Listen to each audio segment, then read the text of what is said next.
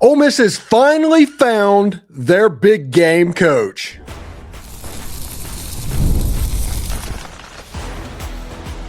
You are Locked On Ole Miss, your daily podcast on the Ole Miss Rebels. Part of the Locked On Podcast Network, your team every day.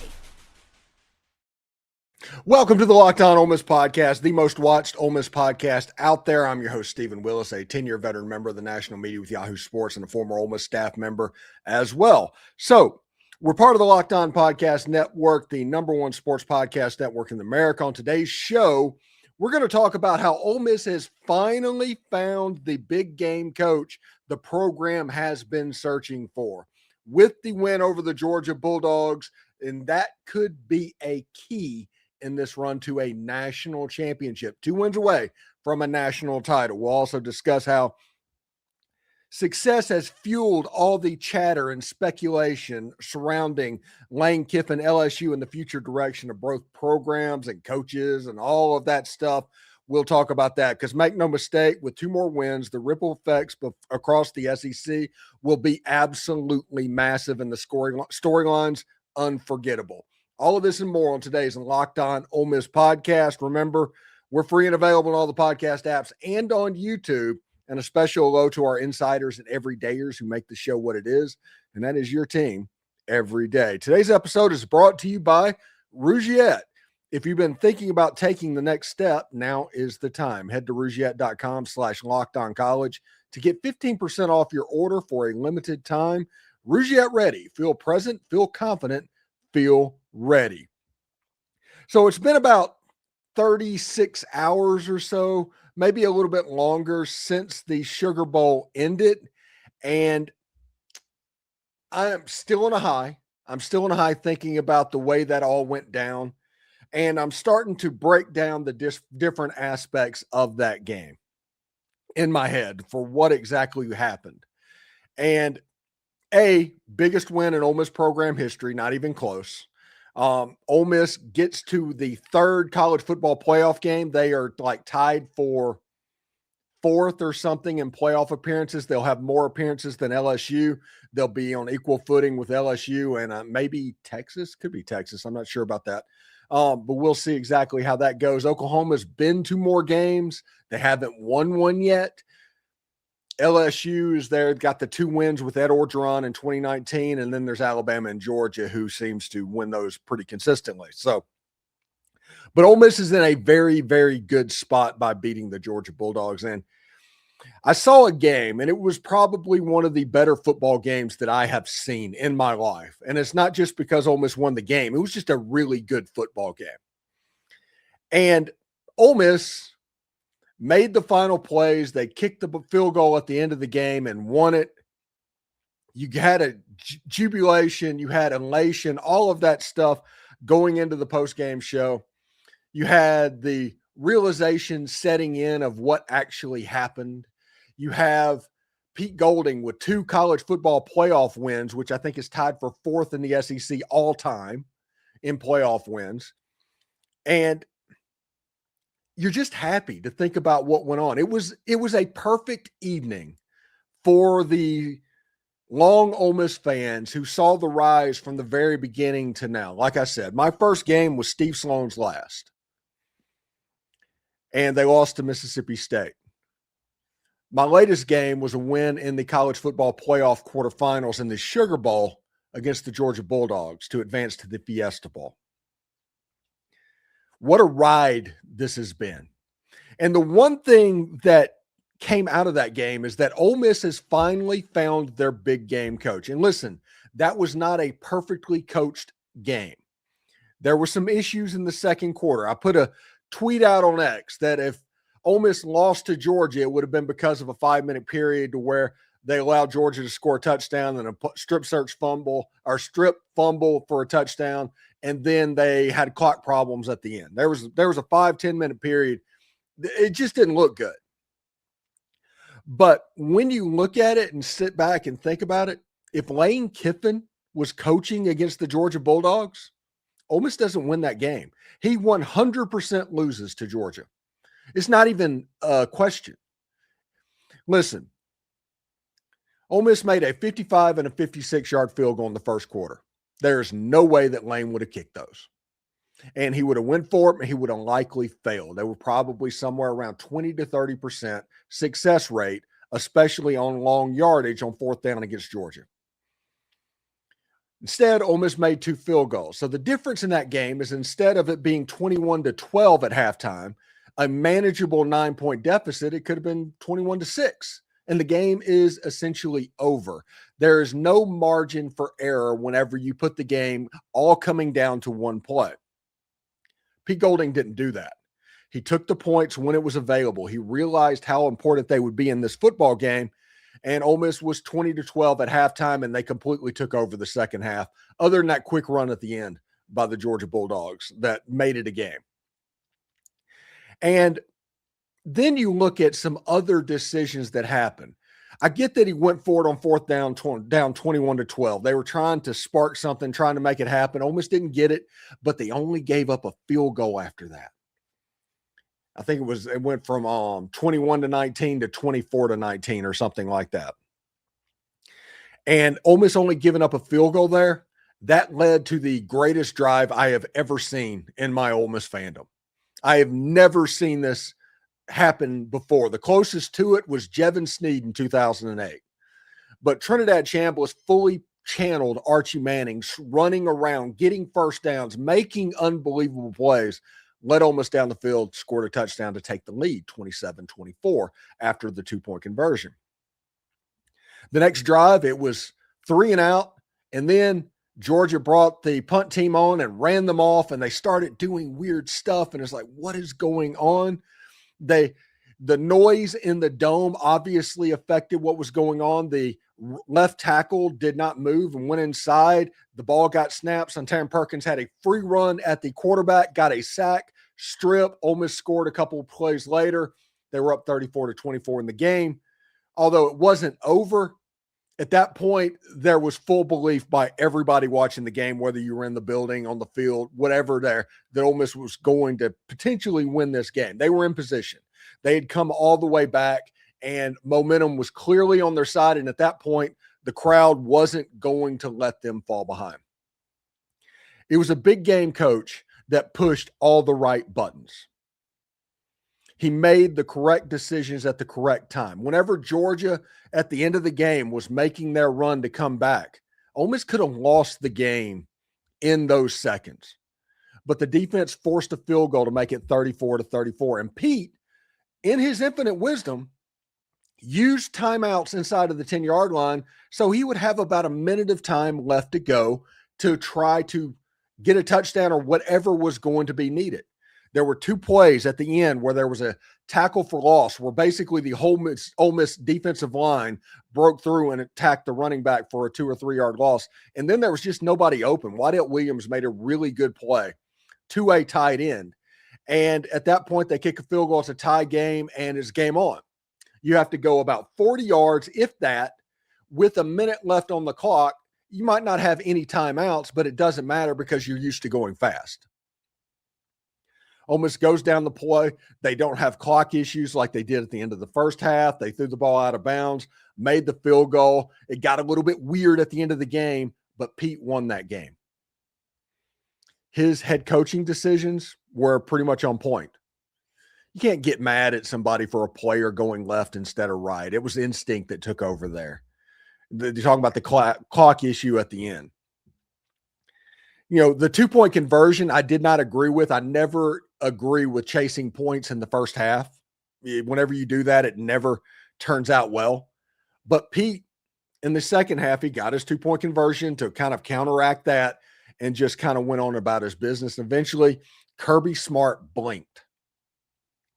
That's the important thing to realize. This was Pete's second game as head coach. Kirby Smart blinked. He faked a punt on Ole Miss, and he got it. He did. But the moment that Kirby Smart faked that punt, you realize, like, Kirby doesn't think that they can win the game straight up. Kirby doesn't think they're going to win.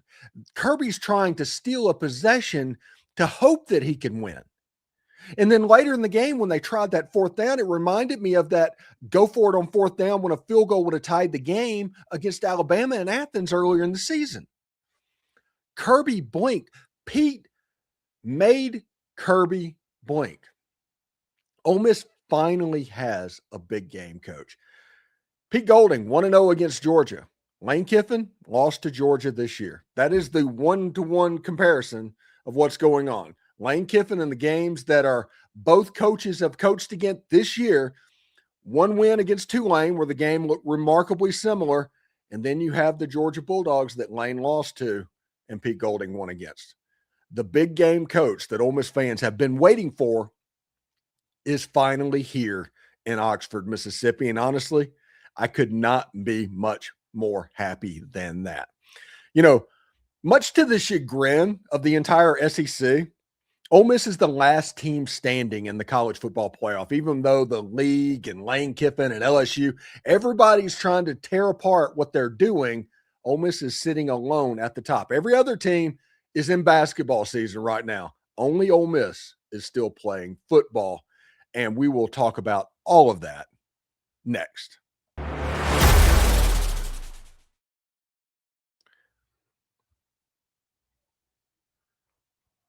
All right, I want to tell you about Rougiette Ready as soon as I find the graphic for that. Rougiette Ready. Let's talk about something that most men do not bring up, but absolutely should. Stress from work, money, and life. It just doesn't switch off at night. And when it shows up at the worst possible time, Rougiette Ready is designed to help you take back control. Rougiette Ready is a next-generation prescription treatment created to support both the brain and the body so you can feel present, confident, and ready when the moment matters most. Rougiette Ready combines 3 clinically proven ingredients into one mint that dissolves neatly under your tongue, so it absorbs fast. You can connect with a board-certified doctor online, and everything ships discreetly to your door. It's easy to understand why over 150,000 men have already made the switch. Most men are ready in about 15 minutes on average, so you can stay present, confident, and in control when the moment is right. If you've been thinking about taking the next step, now is the time. Head to Rougiette.com/LockedOnCollege. That's RUGIET.com/LockedOnCollege to get 15% off your order for a limited time. Rougiette Ready. Feel present, feel confident, feel ready. Do us a favor, like, subscribe, and comment on the video. Subscribe to the podcast on whichever audio podcast you're listening to and give a 5-star review. It costs absolutely nothing, but it helps keep all of this free. Thank you for making Locked On Ole Miss your first listen of the day, and thank you for making Locked On the #1 sports podcast network. You've already lived your team every day. Now take it up a level and go ad free. No interruptions, members only Discord access. You can join the Everydayer Club at Locked On Ole Miss and get that for this. All for just $5 a month or $50 per year. Go to lockedonolemiss.supercast.com or check out the link down in the show notes to learn more. We'll also have a Miami video look ahead from Coach Corey Burton. That's going to happen a little bit later on the week, and he's going to start looking at some of the transfer targets that are rumored. We're going to talk about that as well with David Johnson and otherwise moving forward of Ole Miss 365. So I'm pretty excited to see what happens. All right. So there is a game right now that is being played. And the game is Lane Kiffin cannot stand what Ole Miss football is doing right now. He can't. It was okay whenever you had an assistant out there, whenever they were just coaching during Christmas break or even to New Year's Day. But there's no chance they're going to go behind that, go get past that. They're not going to beat Georgia. Beating Georgia would be crazy. Can you imagine if that happened? That was going through Lane's mind.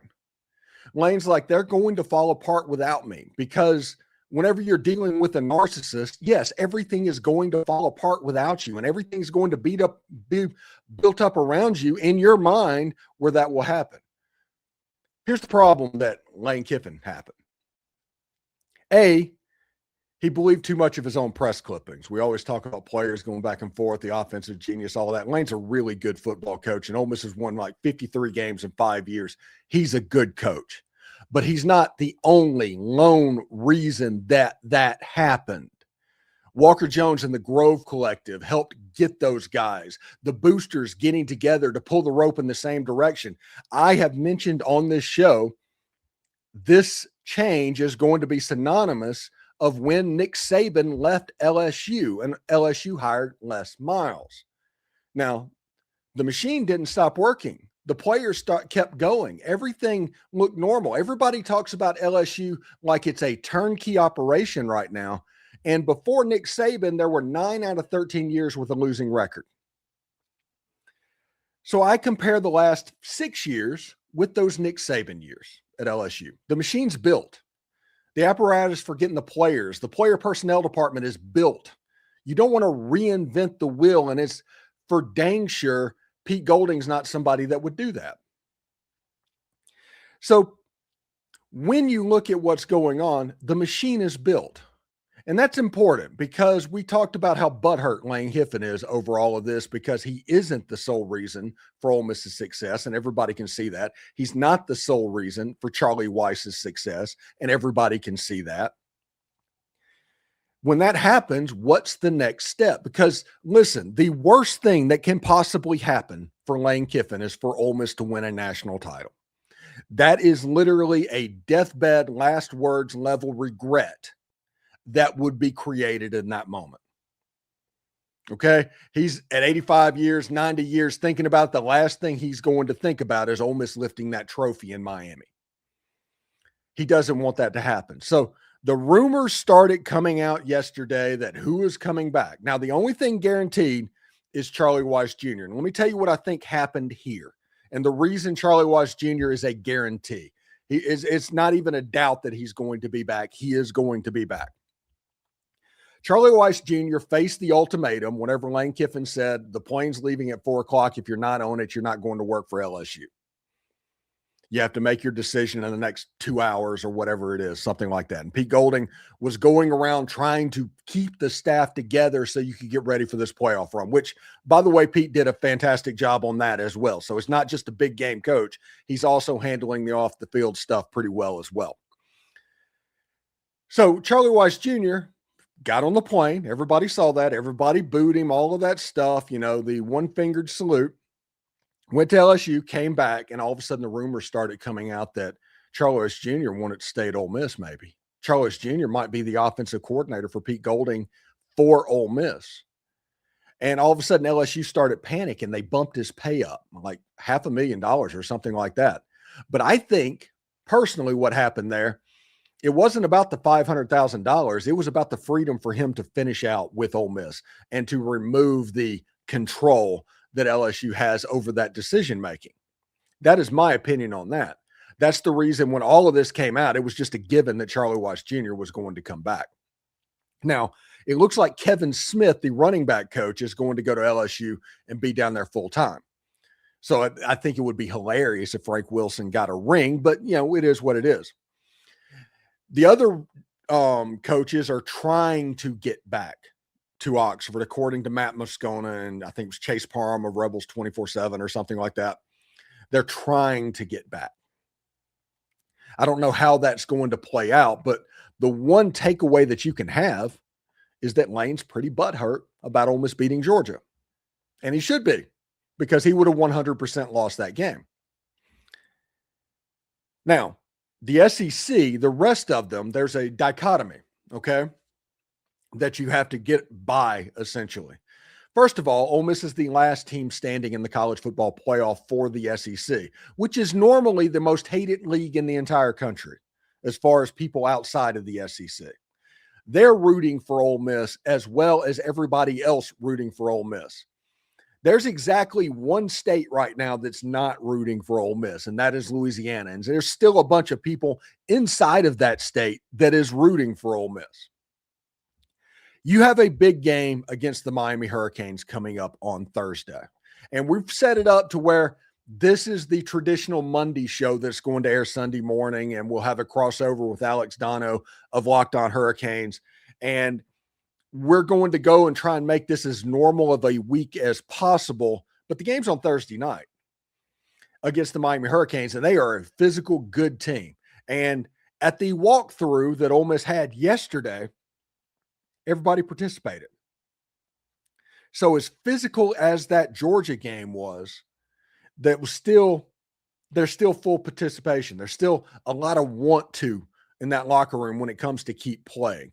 We're going to talk about all of the stuff that Pete Golding said, because Pete's answer to the assistant coach question that we were just talking about is it just doesn't matter. It's not going to affect the game any. The only important piece is Charlie Weis Jr. We were able to get that taken care of. The other ones, okay, whatever. If none of them come back or if all of them come back, it's not going to make a dime's bit of difference. Now, the question is going to become, do the coaches that don't come back, like Kevin Smith, if he potentially stayed in Baton Rouge, would he get a ring? Now, he coached 2 games in the playoffs, so maybe he would. It is going to be interesting about how this goes, because at the end of the day, whenever Pete hired or set up coaches, you have Kevin Smith, and then there's an assistant running back coach. Somebody is working in that room when Kevin Smith isn't here, and Kevin Smith hasn't been here very often. So Ole Miss is going to be fine, and I do agree with Pete that it's not going to make much difference. The important key was Charlie Weis Jr. because the game plan piece, all of the important stuff will be there. Whether you have a tight ends coach, a wide receivers coach, or a running backs coach, it doesn't make much of a bit of a difference if we're going to be completely honest. So we'll see exactly how that goes. Anyway, in our final segment, Ole Miss is set to roll out some cool plans as they get ready for the Fiesta Bowl and the Miami Hurricanes, with the Rebels just 1 win away from the national championship game in Miami. We'll talk about that next.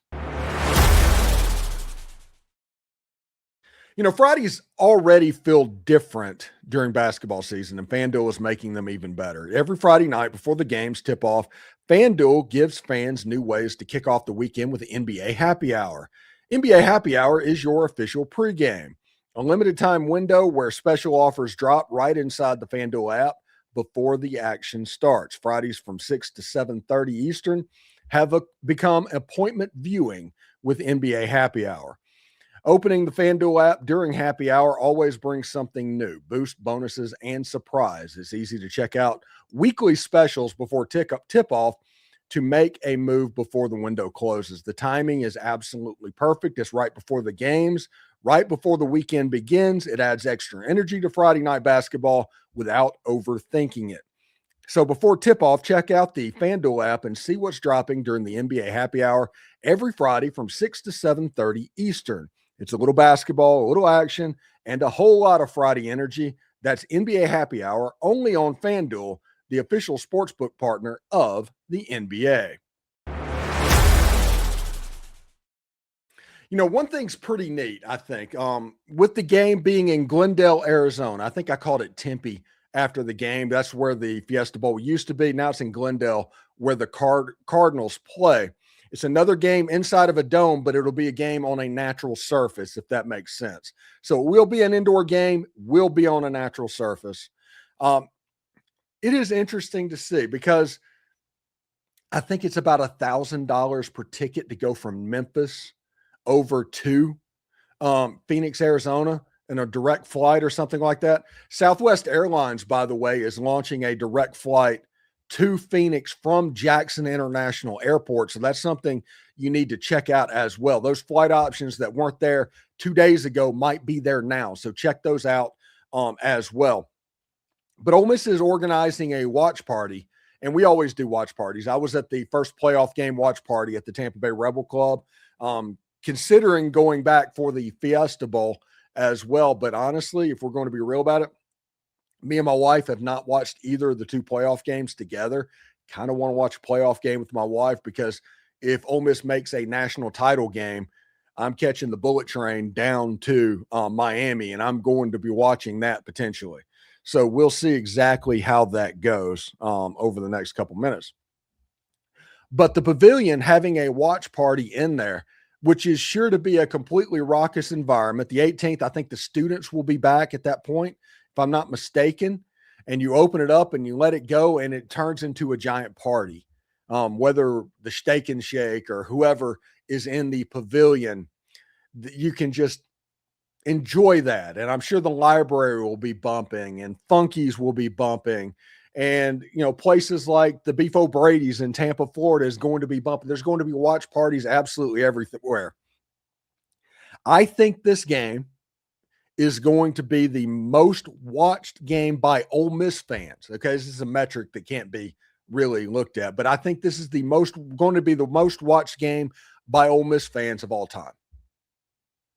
As far as if you went to Ole Miss, if Ole Miss has any relevance in your life, you are likely going to watch this football game because of what it means.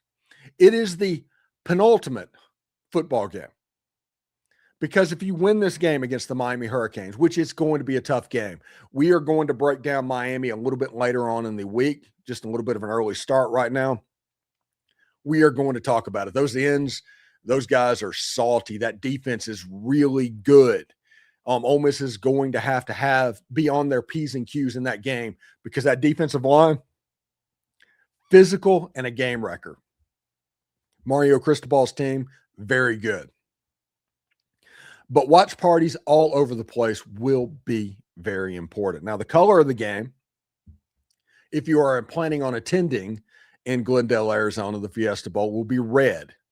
Now, I honestly think that Ole Miss should wear powder helmets, red jerseys, gray pants because they haven't worn that combo this year. The rumor is powder helmets, powder jersey, white pants.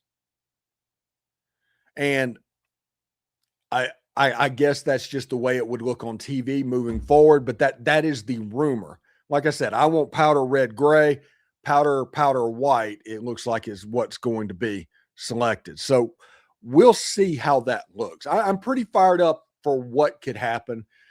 Trinidad Chambliss, Kewan Lacy, those guys having big games. The best players on the field last game was Trinidad Chambliss and Kewan Lacy. I mean, the fact that Pete Golding in only his second game as a head coach made Kirby Smart blink. Absolutely made Kirby Smart panic is something we need to hang our hats on. We need to be real about. Because this is the gold standard coach in all of college football right now, and he is one of the most classy individuals that are out there. If you heard his post-game comments, just oozing class.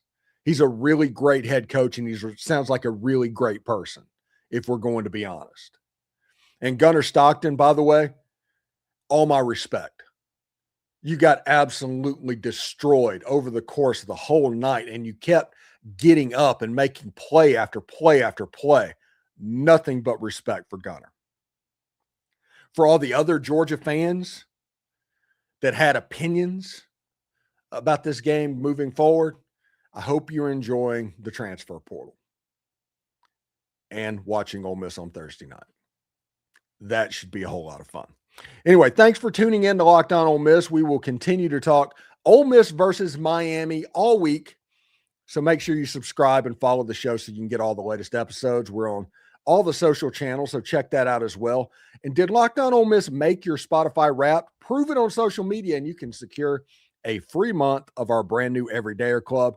Just tag our national Locked On podcast. Remember, it's the national one, not me, to get a free month on any social platform, and they will drop you the code.